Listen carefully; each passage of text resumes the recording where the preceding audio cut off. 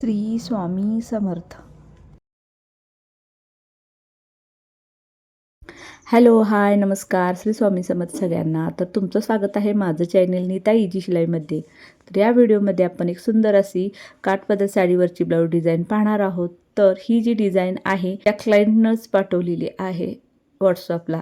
तर सेम तशीच आपल्याला डिझाईन बनवायची आहे. तर बघा, आणि तसेच जर तुम्हाला माझे व्हिडिओ आवडत असतील तर लाईक, शेअर आणि सबस्क्राईब करायला देखील विसरू नका. तर इथे बघा, साडीतला आणि अस्तरचा दोन्हीही ब्लाऊज पिसाचा पाठीचा भाग मी काढून घेतलेला आहे. आता ह्याच्यावरती आपल्याला गळ्याचं मार्किंग करायचं आहे. तर शोल्डर इथं 5.25 इंच घेतलेला आहे आणि गळारुंदी इथे मी 2 इंच घेतलेली आहे.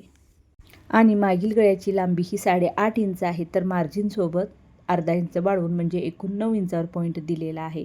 आणि इथे बघा, खालच्या साईडला 1 इंच गळारुंदी मी वाढवून घेतलेली आहे. म्हणजे एकूण 3 इंच गळारुंदी खालच्या साईडला घेतलेली आहे. आणि ही तिरकी लाईन अशी आखून घ्यायची आहे. तर इथे खालच्या साईडला 1.5 इंचावर आणखीन एक मार्किंग करून घ्यायचं आहे. आणि तिथे देखील एक लाईन अशी आखून घ्यायची आहे आणि तिरकी जी लाईन असते ती जोडून घ्यायची आहे. आणि बघा, अशा पद्धतीने गळ्याचा आकार काढून घ्यायचा आहे डिझाईनसाठी. तर खालच्या साईडला देखील सेमच असा आकार काढून घेतलेला आहे. तर इथे खालच्या साईडला जी लाईन म्हणजे आकार जो काढलेला आहे तिथून आपल्याला हा गळा कट करून घ्यायचा आहे. आणि बाकीचा जो वरचा आहे तो आपण आपल्या वर्तमान पेपरावरती डिझाईन बनवणार आहोत.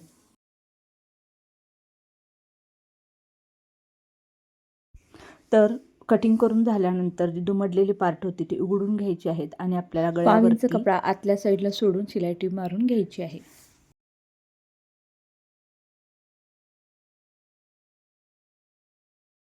जेव्हा अस्तरची ब्लाऊज असतात आणि गळे पलटायचे असतात त्यावेळी गळ्याला टीप मारल्यानंतर लगेचच आपल्याला पाठीच्या भागाला खालच्या साईडला देखील कमरेजवळ टीप मारून घ्यायची आहे.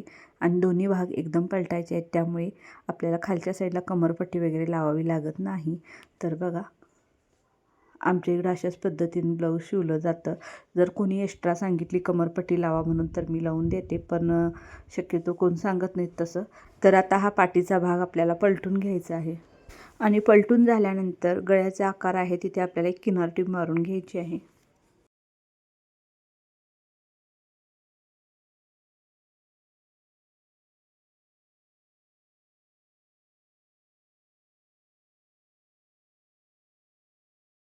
तर पाठीच्या भागाला पूर्ण चारीकडून शिलाई टीप मारून अशी घ्यायची आहे. खाली कमरेच्या ठिकाणी देखील एक शिलाई टीप येणार आहे.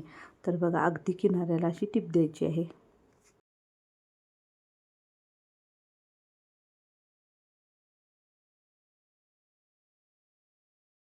तर गळ्याचा आपण जो भाग कट करून काढला होता तो घ्यायचा आहे. आणि तिथे वरच्या साईडला जी आपण लाईन आखली होती आकाराची ती कट करून घ्यायचं आहे. आणि बरोबर ह्याच मापाने आपल्याला पेपरवरती मार्किंग करून घ्यायचं आहे, बरोबर ह्या मापाने. कारण ह्या एवढ्या भागामध्येच आपण डिझाईन बनवणार आहोत.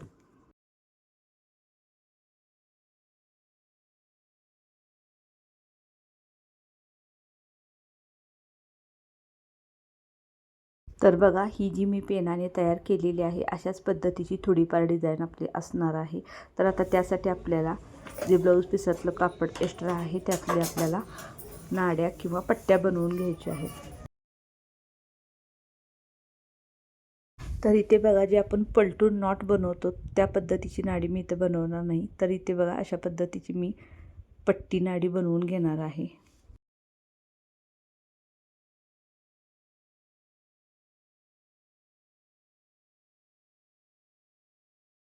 तर बघा, अशा पद्धतीच्या मी 4 नाड्या बनवून घेतलेल्या आहेत. तर आता ह्या 3-3 इंचावरती कट करून घ्यायच्या आहेत.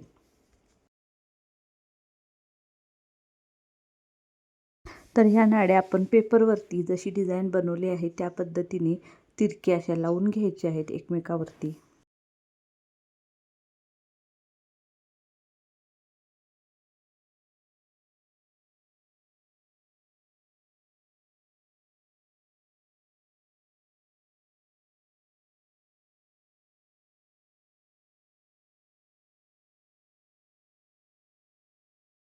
तर त्या आपण 3-3 इंचाच्या नाड्या लावून घेतल्यानंतर एक अशी नाडी, पट्टी नाडी वरच्या साईडला अशी गोलसर आकारावरती अशी लावून घ्यायची आहे. आणि वरच्या साईडला आपल्याला ती नाडी लावून घेतल्यानंतर खालच्या नाड्या ज्या आहेत त्या ॲडजस्ट करायच्या आहेत, अगदी व्यवस्थित अशा एकमेकावरती येतील ह्या पद्धतीने.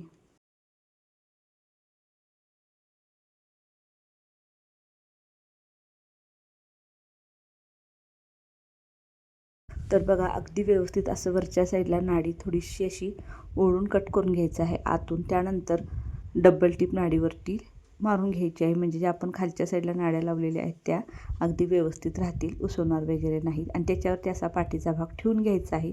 जी खालच्या साईडला आपण पेपरवरती लाईन आखलेली होती अगदी तिथे बरोबर पाठीचा भाग ठेवून घ्यायचा आहे आणि त्याच्यावरती आपल्याला शिलाई टीप मारून घ्यायची आहे.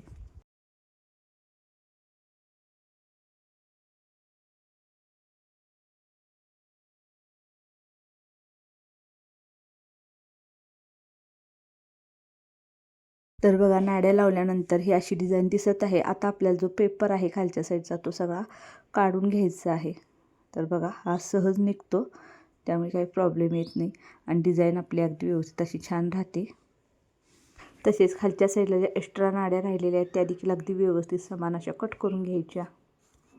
तर बघू शकता खूप छान आणि सुंदर अशी डिझाईन तयार झालेली आहे.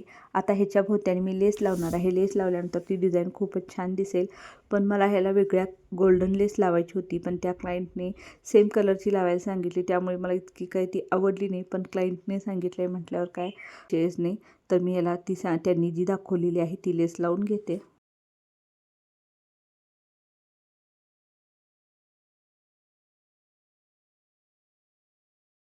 तर बघा ह्याला लेस लावलेली आहे. जर कॉन्ट्रास्ट लेस असती तर अजून खूप छान दिसला असता हा गळा आणि थोडी मणी लावली असते तरी देखील, पण त्या क्लायंटना मणी वगैरे नको होते. तर ही डिझाईन आता करून तयार झालेली आहे. तुम्हाला कशी वाटली मला नक्की कमेंट करून सांगा आणि हा व्हिडिओ पूर्ण पाहिल्याबद्दल तुमचे मनापासून धन्यवाद. थँक्यू.